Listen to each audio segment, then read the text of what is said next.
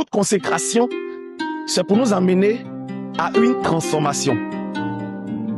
Prenons le livre de Romains chapitre 12, à partir du verset 1 jusqu'au verset 2. Je vous exhorte donc, frères, par les compassions de Dieu, à offrir vos corps comme un sacrifice vivant, saint, agréable à Dieu, ce qui sera de votre part un culte raisonnable. D'accord? Verset 2. Regardez, c'est de là que je parle.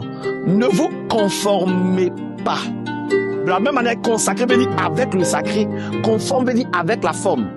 Il dit, ne vous conformez pas au siècle présent, mais soyez transformés.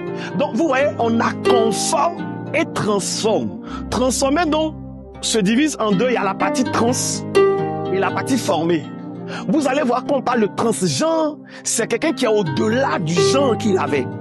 Donc, quand on parle de transformer qui se divise en deux, trans veut dire au-delà. Trans veut dire changement. 2 Corinthiens 3,18 nous dit quoi? Nous tous, qui le visage découvert, contemplons dans un miroir la gloire du Seigneur, nous sommes transformés en la même image de gloire en gloire. Ceux qui ont du mal à être transformés, en vrai, ils ne sont pas vraiment consacrés. Quelqu'un qui n'arrive pas à quitter sa colère, c'est qu'il n'est vraiment pas consacré. Parce que tu ne peux pas t'exposer à ce miroir, sortir en la même image que le Seigneur et puis être colérique. On prend l'aspect consécration et transformation. Prenons la nature de la consécration. La nature de la consécration, c'est l'acte de mise à part. La nature de la transformation, c'est le processus de métamorphose.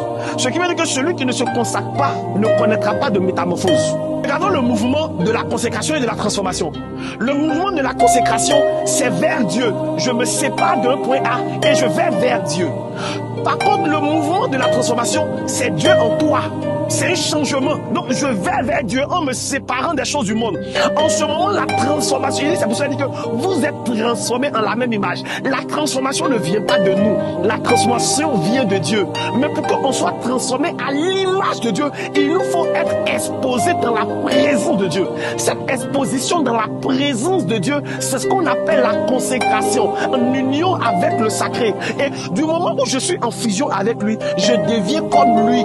Regardez l'initiative de la consécration. L'initiative de la consécration, c'est l'homme qui se donne. Dieu consacre. Mais la transformation, Dieu agit et puis l'homme est transformé. La consécration n'est pas toi ton fruit. C'est d'abord une décision que tu prends de te mettre à part avec le Seigneur. Et après, c'est que la transformation fait. Dieu agit et puis toi, tu reçois transformé. Regardons le résultat. Le résultat de la consécration.